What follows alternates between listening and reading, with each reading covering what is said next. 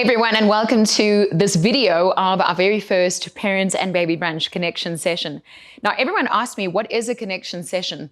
Normally when we have our Parents and Baby Brunch events, it's lush with performances and big goodie bags and lots of glitz. But after a year of a pandemic where we are feeling mentally depleted, I realized that it's time for us to connect. And that is what the connection session is all about. We're taking things right down to bringing in our speakers and having a close group of parents together who can get advice from the experts, and also we can bring that advice to you on this video. A big thank you to our support, also to our speakers, and please enjoy and just know that you are not alone.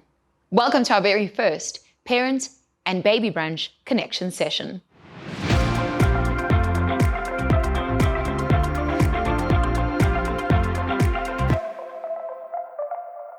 Welcome to our Parents and Baby Brunch Connection Session. If you don't follow us yet, you might as well do so. It's at Baby Brunch SA.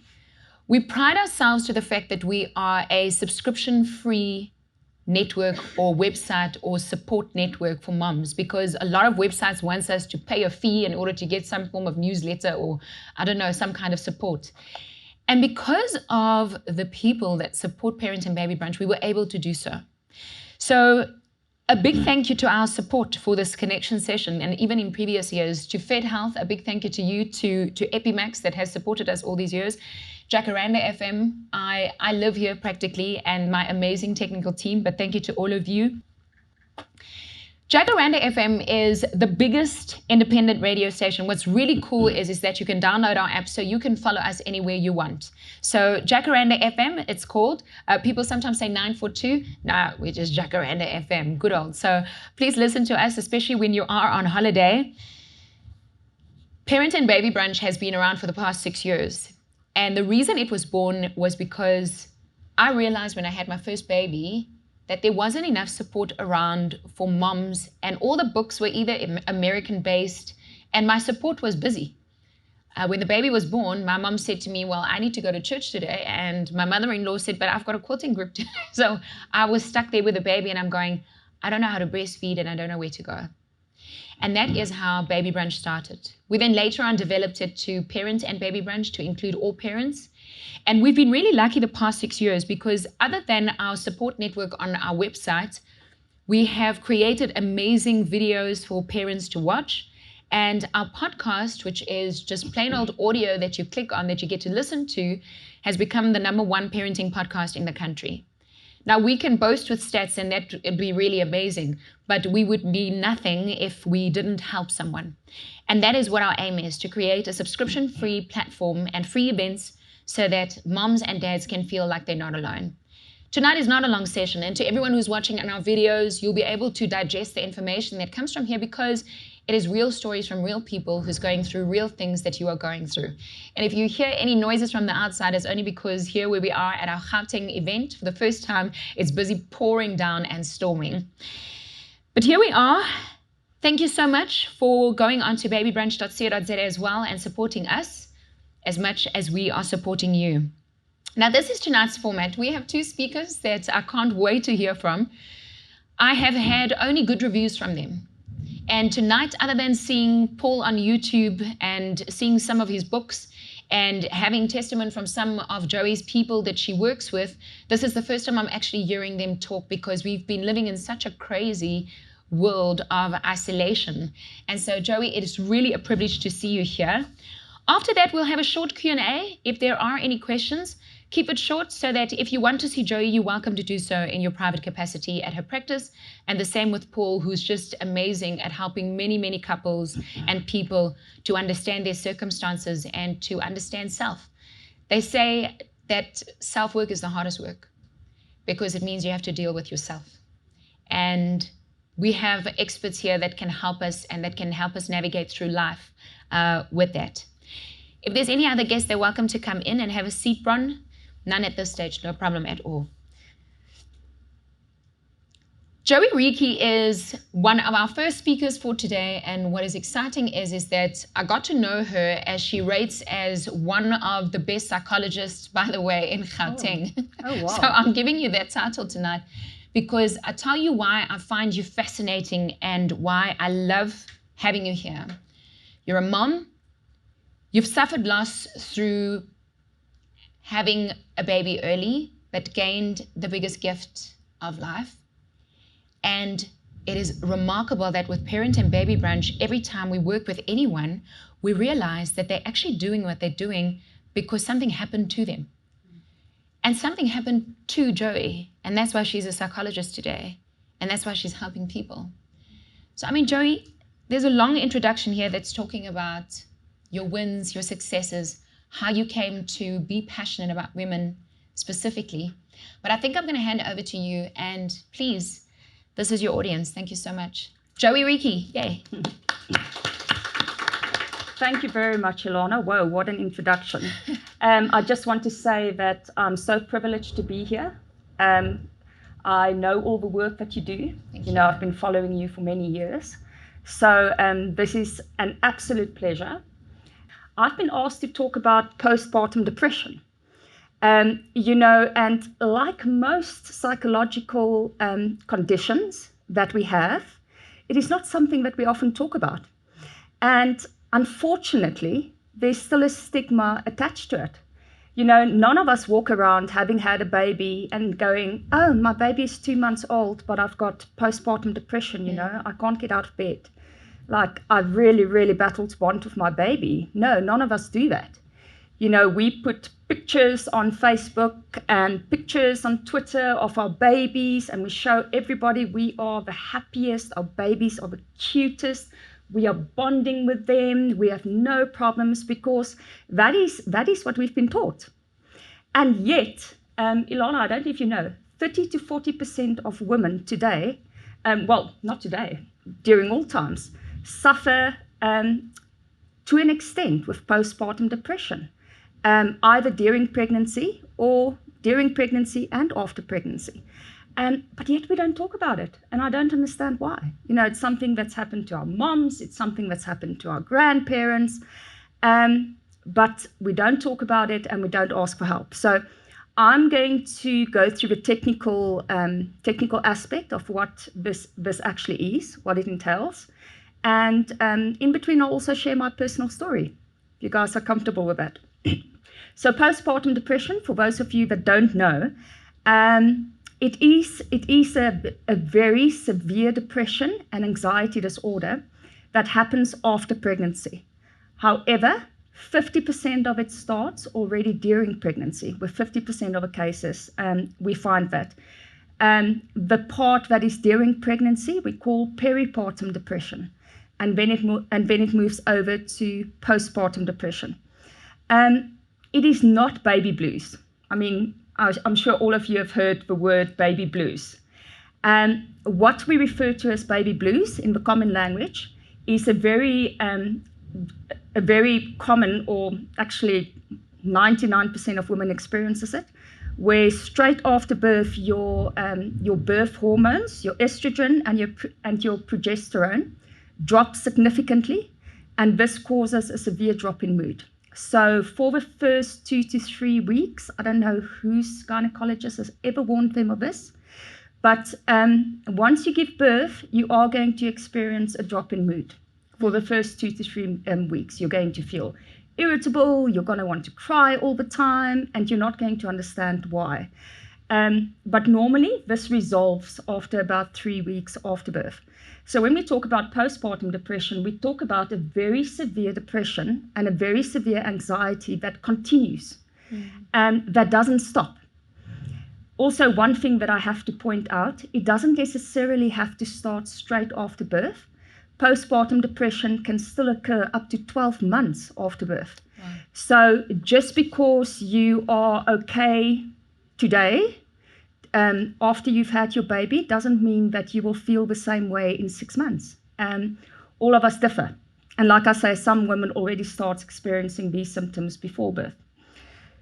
Okay, so symptoms of postpartum depression. I've mentioned severe anxiety. When I say anxiety, I mean anxiety attacks that can become crippling, you know, that is so severe that you don't feel like you can function, or that you can breathe or talk even. So it includes panic attacks. It is a sense of being overwhelmed by motherhood, a loss of interest in caring for your baby, unable to bond with your baby, feels unequipped to deal with a baby, helplessness, hopelessness, numbness, despondency, a sense that you are losing control, irrational fears that something is going to happen to your baby, sadness, irritability, and unfortunately, suicidal thoughts. I think here, Elana, I'm going to share my story because it will fit in at this point. So during my first marriage that lasted for 10 years, I lost 2 babies. And I was eventually told that I will not be able to carry a baby to term. So I then decided, babies are not for me. I didn't go the whole process of I have to have a baby at all costs. Right. I decided that my husband and I are going to travel the world.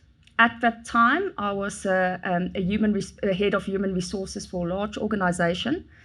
I was practicing as an industrial psychologist. So I made my work and traveling and experiencing all these type of things my priority. And I tried as hard as I could to put babies out of my mind. Okay. After some traumatic personal experiences or happenings, so to speak, I lost my job, I lost my marriage, and I lost my house, all in a very, very short space of time. And this knocked me. I mean, at the time, my work was literally my identity. I made it everything. So I was knocked hard. I moved to Cape Town from Johannesburg.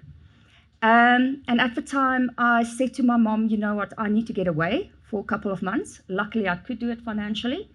And I asked my mom to join me on a trip to Peru.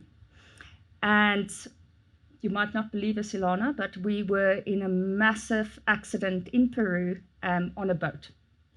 So apart from the trauma that we both suffered, it was hugely traumatic. We were with a group of international people that I'm still in contact with today.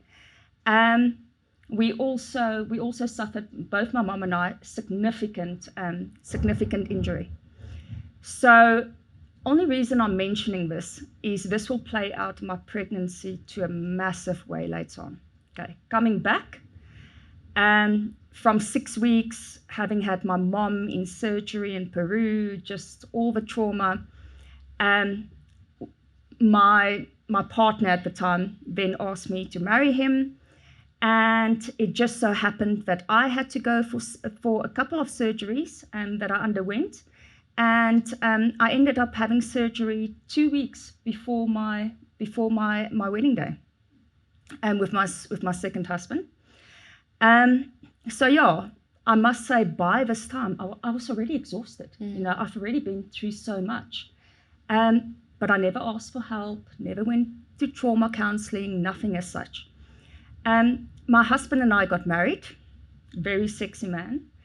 And I said to him, he's already had 2 kids. So he said to me, you know what, don't want a baby. He's done all of that. And I was like, oh, don't worry. I can't do it. Can't fall pregnant. But God had other plans, eh?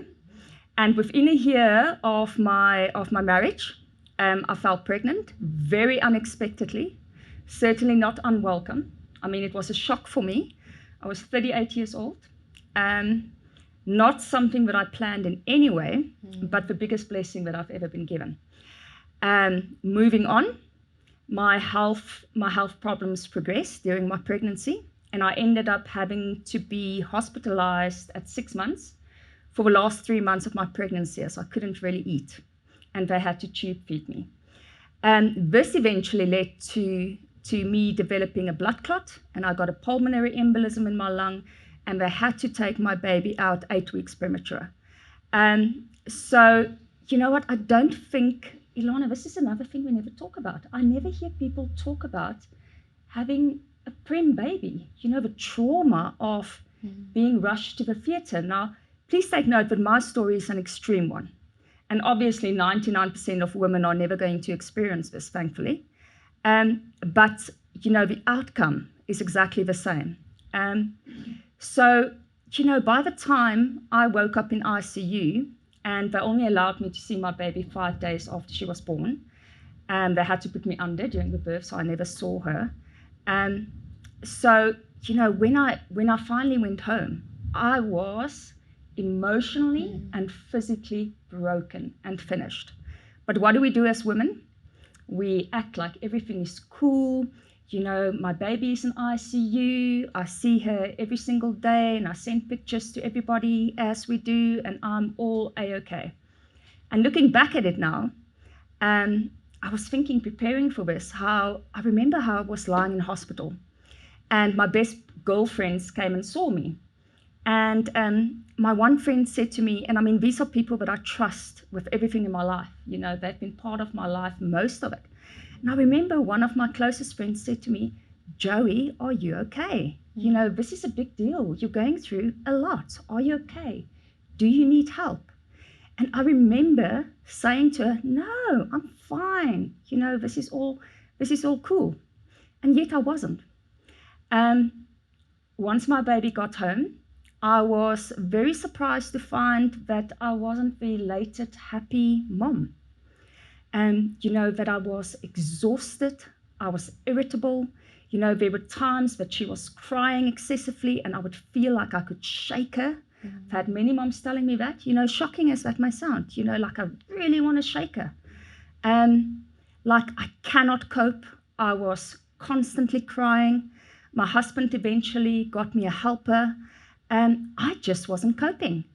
It took an occurrence at our home where armed men entered our house and kept me and my baby hostage. They actually held a gun to my baby's head and said that if I don't do everything that they tell me to do, they are going to kill my child. She was only just a couple of months old.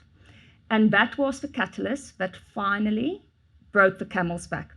I had an acute psychic breakdown, for those of you that don't know what that means.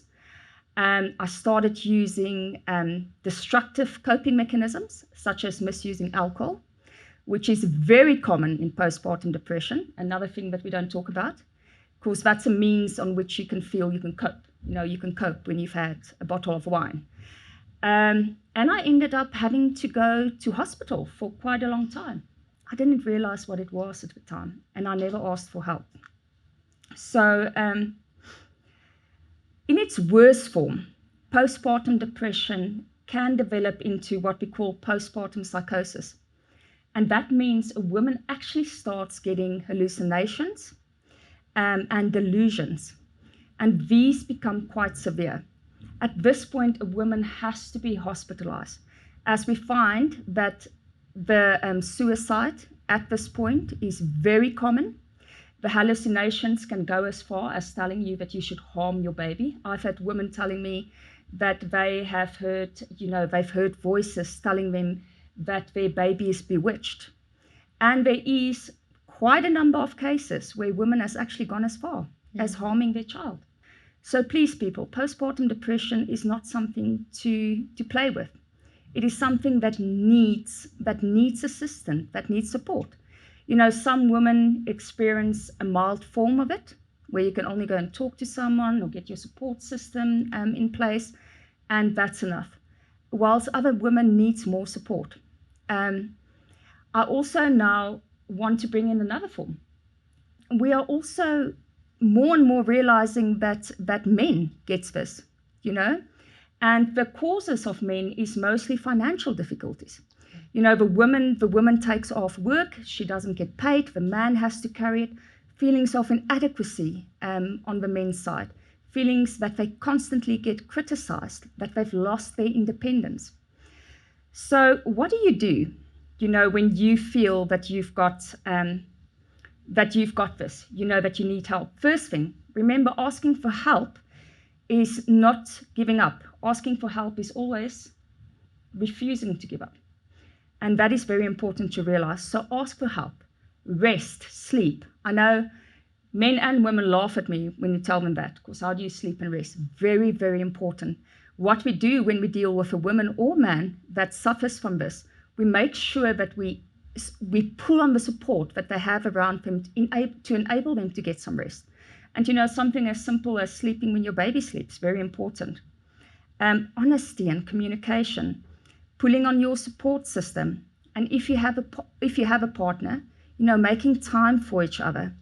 From the professional help, which is very important, go for counseling, see a psychologist, ask your gynecologist or a doctor or a psychiatrist, who specializes in this.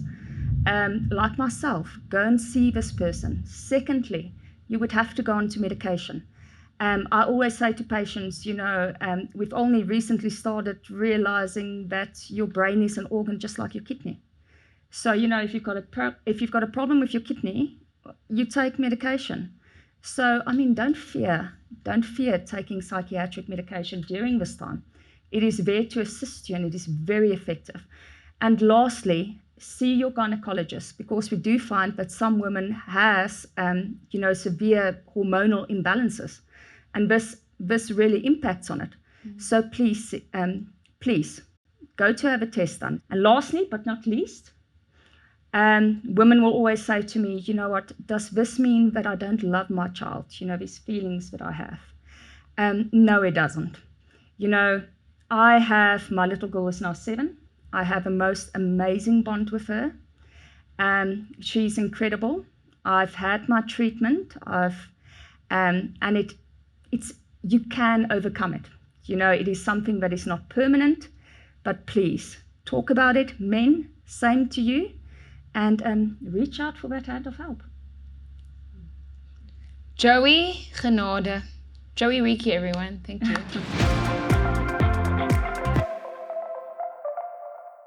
We're having an incredible time because we haven't connected with people in a long while. Even, and albeit socially distant, it's wonderful to see other parents and people who go through the same things that all of us go through. Parenting issues is not a money thing. It's not an LSM thing. In the business world, we think, the more money you have, the better off you are. But I love what Joey has said about communication, asking for help, putting your hand up. And men, we don't want you to feel shame. Oh no, we want you to say, I can do this. And we want you to say, I need help too. Now, our next speaker is extraordinary, and I'm very excited. He should also be really tired by now because he's already been at another function. He's spoken to a group of business people that I think depleted him because they all wanted a little bit of him. But I'm so excited that he's joining us tonight. So, Paul Nyamuda, I know that you're a leadership expert. You help many people in marriages, whether it is personal maturity or even self-growth. It is wonderful to know that you've written all these books that are about people. You're the CEO of your company. It's wonderful to have you. PaulNyamuda.com if you want to find out more about him. We're also tagging him in our social media, so please follow the guy and watch his YouTube videos. But more importantly, buy the books and also watch this video because we asked you to bring a concise version of, and how is that even possible, about how to save your marriage. And when we spoke about it, the one thing we said we could touch on is communication. And I'm going to hand over to you because this is your time. Thank you so much for coming to our Parents and Baby Brunch Connection Session. Thank you so much. Thank you so much, Elana. Thank you so much, Joe. That was also very interesting. I enjoyed that. And it's such a privilege being here. One of the things I always say is that great marriages are built one conversation at a time. And if you master the art of conversing in marriage, it just takes it to another level. It's not about personality types and so on. It's about mastering the art of having a conversation. And I want to go straight into the first conversation. We'll see how much time we've got. The first one is the appreciation conversation. We all know that people leave their jobs primarily because they didn't feel appreciated, right? People are breaking up in terms of their marriages today, where you hear them saying, I was a good wife, Paul, I was a good husband, Paul, but I felt taken for granted. A lot of people who are married today, and they live in what we call relationship ambivalence, where the marriage is too bad to stay, but too good to leave. Okay? And you can stay like that for a number of years in that ambivalent state. And often it's because you feel this strong loneliness, deep, deep loneliness, because you don't feel appreciated. And so I always say to people, you get what you appreciate. Okay, you get what you appreciate. People will always gravitate to where they're celebrated, not where they're tolerated. Okay, simple as that. So when I speak to the treasure in my wife, she becomes more of that. You know what I mean? If I say to you, Elana, you just crack me up, you're too funny, what are you going to spend the rest of the evening doing? Cracking jokes. If I have a meeting with Joe and I say, Joe, you're always so thorough and prepared whenever we have our meetings. Next meeting, she'll be thorough and prepared. So you get what you appreciate. Now, I asked myself the question some time back, why don't we communicate appreciation a lot? We don't. You know, why don't we do so? Sometimes it's because we just think, especially in our marriages, that's his role, this is my role. Right. And it cancels each other out. You know what I mean? He's playing his part, I'm playing my part. So we don't need to thank each other, you know? Right? That's one of the reasons. I've got a whole lot of other reasons. But practical tools, and when I work with couples, I like to coach them with very practical tools. So how do I communicate appreciation? You have to appreciate your spouse for 3 major things. Firstly, you appreciate their personality. Okay, that's the P. You're going to see the acronym is PAD that I use, okay? Personality, all right? So there was a time when I was out somewhere. My wife was hosting a function at our house. And when I arrived late for the function, and she said to me, my love, I'm so glad you're here. It takes the pressure off me. You can bring in your bubbly, sunshine yellow personality. That's what she said to me. And I felt like, sure, I'm being appreciated just for who I am. I hadn't done anything, right? So you appreciate for personality. The second thing you appreciate is ability. So we could have a meeting. I could have a meeting with you and I could say, oh, we missed you last week. Because, you know, you always just integrate what everyone has said and you ask such incisive questions. Thanks, Elana, for coming back again, right? What am I doing? I'm appreciating you for your ability, right? And then the third one is you appreciate people for their deeds, for what they did. I'm not exaggerating. If my wife cooks a meal, for example, I can thank her about 3 or 4 times throughout the process. While she's cooking it, I can go, give her a little squeeze, and I say, my love, thanks so much. You've just been on a long ride. She's a triathlete. Just been on a long ride, and now you're making this wonderful meal. Thanks, I appreciate it. Then while we're eating, okay, my Presh, this is so nice. I don't call my wife after names of foods like many people do. Honey, sugar, pumpkin. Or if you travel a lot, my pot course, okay. Call her my precious one or my love, right? And I say like, oh, this is tasting really nice. And then after the meal, oh, thanks, this was really nice. Now you might think that's overkill, but what is that doing? It's reinforcing a sense of significance in her. What's a sense of significance? One of the pillars of self-esteem. One of my books is on self-esteem, building your self-esteem. There's 6 pillars of self-esteem. One of them is the sense of significance, that feeling of I matter, right? That's what I'm actually doing, all right? So you appreciate someone because of their personality. You appreciate someone because of their ability. You appreciate them because of their deeds. Now, here's the thing. When you're communicating appreciation for someone's deeds, there are a couple of things you have to do. The first is communicate the benefit to you. So I might say, my love, I really appreciate that you took the kids to your folks on Saturday, right? What is the benefit for me? It just gave me some space to watch my soccer in peace. It just gave me some space to edit that book, okay? So I'm communicating the benefit. The other thing is you communicate the sacrifice involved. If you notice that often we say thank you, and the other person is like, you're thanking me like I've just given you a sweet. You don't know how hard this was, right? So whenever you thank, you communicate the sacrifice. Thanks so much, my Presh, for taking the kids to your folks. I know you weren't feeling 100% when you did so, okay? So that's a quick summary of the appreciation conversation in terms of how we do it. That's the first conversation I wanted to give you, okay? Can I go to the next one, or do you want to say something about appreciation? No, I'm just intrigued.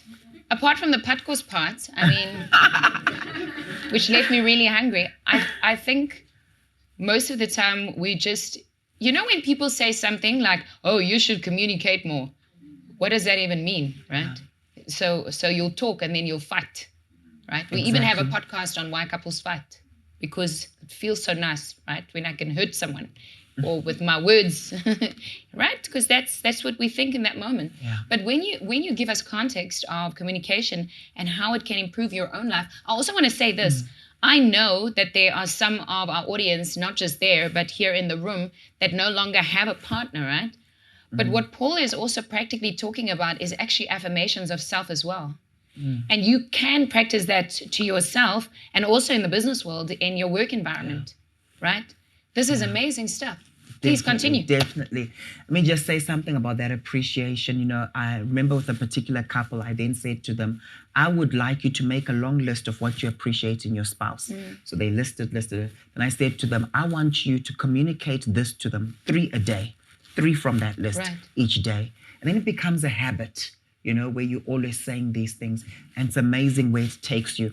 And the reason I'm emphasizing this is very often you'll find moms in particular who bury themselves in their children. It's like, I want to be a great mom. I want to be a great mom. And then there's this tension, what Joe was talking about earlier on, between her and dad, her and the hubby. And the thing is, the kids can pick it up. The kids can pick it up. One of the best gifts married couples can give their children is a good marriage. Does that make sense? Remember when little babies are growing up, little babies are developing, their primary experience of what the world is like is what is mom and dad like. Mom and dad are constantly fighting, right? They start thinking the world is a dangerous place. I must always be protecting myself. And they literally grow up like that. Remember, your personality is formed in those first 10 years of your life. So the atmosphere and the climate we create is so important. As parents, we are social architects. An architect designs this wonderful building that we're in, but as a parent, you're a social architect. And you see, many of us are very good at preparing to go to work. Let's be honest. You know, you heard Joe's story, what she was like, where her identity was in her work. We're good at preparing to go to work. We dress up nicely. We talk nicely. You know, we give them our best intellectually, right? But if we're honest with ourselves, very often the people we say we care about the most, they get our leftovers. And very often that happens. The reason that happens is because we're good at preparing to go to work. We're not that good at preparing to go back home afterwards. When I get onto the highway and I drive back to Centurion after this, guess what? I have to start putting my dad cap on. I have to start putting my husband cap on, because those are the roles I'm going to play there. And the mood that I'm in, the emotional state I'm in as I arrive at home will determine how the rest of the evening will be. Because as parents, as husbands, as wives, we are social architects. Does that make sense? Okay. Let me give you one more, we'll see what our time is like. One more conversation. I want to give you the needs conversation, One of the things we struggle with, Elana, is communicating our needs. Because when I share my needs, I'm making myself vulnerable. Right? I make myself vulnerable. And a lot of us in our marriages, we're not in that space where we can make ourselves vulnerable. Sometimes we don't communicate our needs because there's shame around certain needs. For example, need for sexual intimacy, for example. A lot of people just bury themselves in their work. They just disappear. They just ghost their spouses, right? Because there's a sense of shame around that. So we suppress those needs. But whatever you resist will persist. It comes out in other ways. And a lot of couples protest, okay? And I know there are a number of ladies here and so on, but you'll find that happening. How do you protest? Let me give you this scenario. You find you're upset because hubby is coming home late. Instead of communicating the deep need, what do? You become nitpicky, right? You become very critical, which is dangerous for the marriage, isn't it? Right? But if you made yourself vulnerable, guess what you would do? You'd say what the real need is. Honey, I'm really missing you. Honey, I wish we could just have more couch time together without the kids, just dreaming, not talking admin, not talking kids. And remember, your children feel more secure when they see there's a bond between mom and dad. Children have no problem when you say, sorry, Jades, sorry, that's my middle son. Sorry, Jades, I'm just talking to mom. Can you just give us 5 minutes? He doesn't feel rejected. He feels more secure because he knows dad loves mom. Does that make sense? Okay. So a lot of times we don't communicate our needs. So the needs conversation works something like this. I say what my need is. So I might say to my wife, my love, a deep need I have in this marriage is a need to feel admired by my wife. So you state the need. right? And then what you do is you try to catch them when they're doing the right thing. So you don't just focus on when they're doing the wrong thing, you try and fix it, okay? So I say, my Presh, a need I have in this marriage is to feel admired by my wife, okay? When you share with your folks some of my achievements and my accomplishments, that need is met. When you ask me for input on important issues in your life, that need is met. When you quote me when you're teaching or preaching, that need is met. Okay? Can you see what ends up happening is she replicates the behavior because it was very specific. Now, the honest truth is a lot of people don't do that.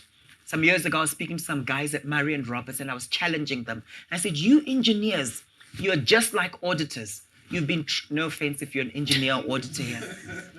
You've been trained to spot the blips. What do I mean by that? Spotting the blips. You've been trained to spot the blips, and that makes you a good engineer, makes you a good auditor. But the problem is when you're now managing people, you're doing what we call management by exception. In other words, you only have conversations with your people when there's a problem. You're always canceling the one-on-ones with them because you're like, no problem, hey, everything is fine, so we don't need to meet. And the funny thing is, it translates to our marriages, doesn't it? Where we only say things when there's a problem to fix, instead of saying, I caught you doing something I really like, let me celebrate it. Another need that you might want to communicate, I might say something like, a need I have in our marriage is the need to feel sexually attractive to my wife. It's a real need, and there's no shame. There's no shame around it, right? And I might say, when you initiate sexual intimacy, that need is met. When you initiate sexual intimacy from time to time. Secondly, when you say, I love you, with that look on your face, that need is met. Thirdly, when you touch me in this way, around the corner, when the kids are not looking, that need is met. Does that make sense? You're communicating a very valid need in your marriage. And maybe I can close with another quick conversation. It's called the apology conversation, you see. Wow. Because that healing I'm just going to get up and leave the room. That healing is so crucial, guys. It's so crucial. And a lot of times what we do is we struggle to actually say, I'm sorry, because of the power dynamics that take place in our marriages. And many of us think that saying I'm sorry is the same as apologizing. No, saying I'm sorry is a part of an apology. And the acronym I use is ER. Okay? So it starts off with the A for ER is admission of wrongdoing. So it's where you say, honey, it was me who took your vehicle without asking, and I went to Nelspruit with it. Okay? So you acknowledge the specifics of what you did wrong, right? Then the I is impact. You acknowledge the impact on the other person. I'm sure it put you out because you couldn't run your errands. You must have been so frustrated and confused, thinking someone had stolen your car or one of the kids had taken it and they're not allowed to. That's the I, impact, okay? Then the first R is remorse. That's where you then say that I'm sorry, I feel terrible, I don't know what I was thinking. And then the second R, because it's R, the second R is restitution. This is what I'm going to do to make up for it. I've filled your tank up. In fact, the next time it's on service, I see your vehicle is out of warranty. Next time you get it serviced, it's on me, right? That's restitution. And then the third R is reconciliation.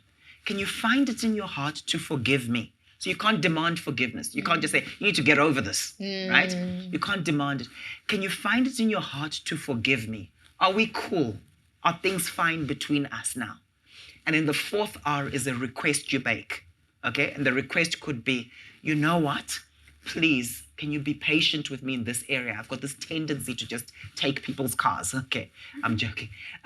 You could make a request like, please, can I make a request that you pray for me in this particular area? I think it's a bit of a weakness. Or can you warn me about this? Can you be firm with me? Because this is not great. It's a request you make in this situation. Can you not keep bringing it up on a day-to-day basis? Because I've moved on. I'll never do it again. Right. I just won't take the car in the first place if it takes all that work, Paul, because that. No, I think what was wonderful, the air. Paul's books are available at paulnyamuda.com. You can also find it in the link. We'll tag him on social media so that you can find him. Google his name and find some of the incredible videos and the work that he does. Also, marriagecoach.co.za, because it's all about partnership and not just about marriage.